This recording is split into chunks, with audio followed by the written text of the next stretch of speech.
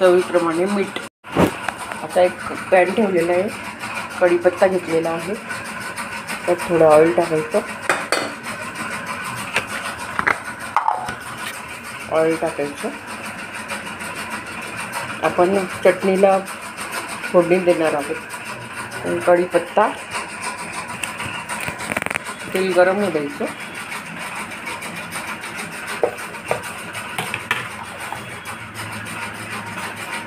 जिरं घालायचं. जिरं छान तडतडू द्यायचं.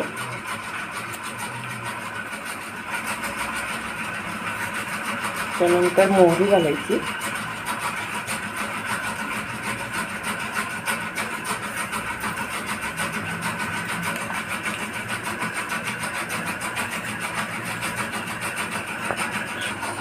जिरं छान तडतडलं गेलं त्याच्यानंतर आपण आता सफेदवाली तीळ घालूया.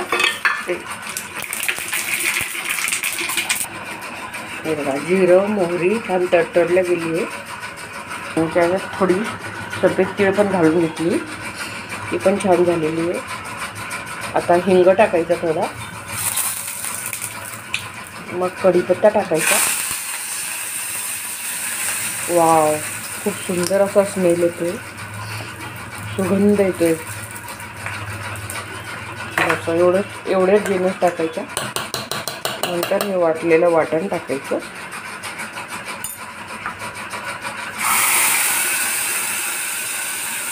मस्त सुगंधी कशी ही चटणी तयार झालेली.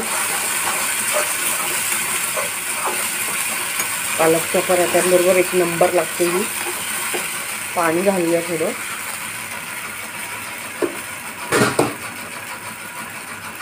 मीठ चवीप्रमाणे घातलेलं आहे, अजून तुम्ही टाकू शकता. आणि बॅलेन्ससाठी थोडी साखरही तुम्ही घालू शकता.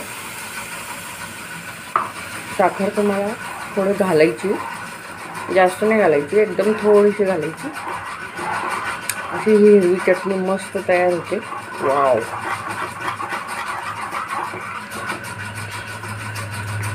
छान तिला उठायचं बघा. जास्त बारीकही नाही वाटायची तिला.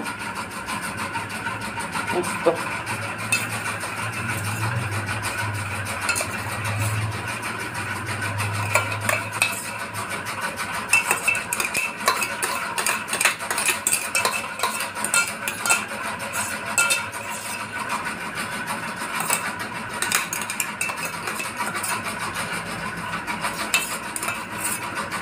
खूप सुंदर अशी छान मिक्स करून घेऊ.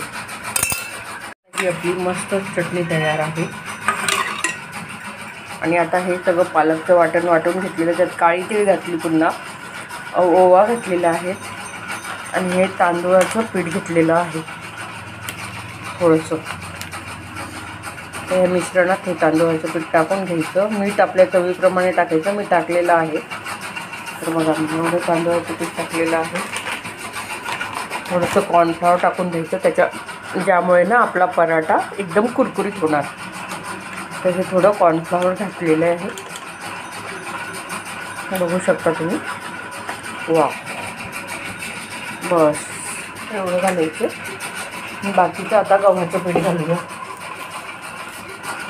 आता गव्हाचं पीठ घालायचं.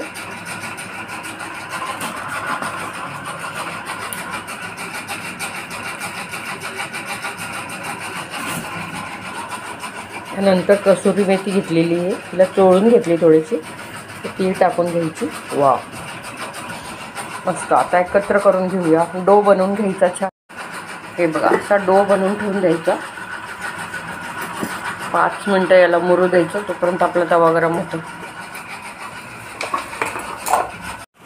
तर बघा, असं हे करून घ्यायचं. आणि कणिक किती छान झालेली आहे, बघू शकता तुम्ही. आणि हे पिठामध्ये होईल. एकदम नॉर्मली आपले पराठे बनतात, खूप छान बनतात. बघा, हा पराठा किती मस्त फुगतोय. वाव,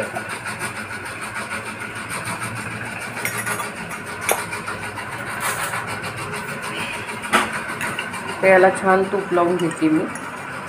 तुम्ही तेलही लावू शकता. मस्त असं छान गोल गोल फिरून घ्यायचं त्याला. मस्त मी एका जागेने पलटवून घेतली. इझिली बनतात. हा दुसरा पण तयार आहे.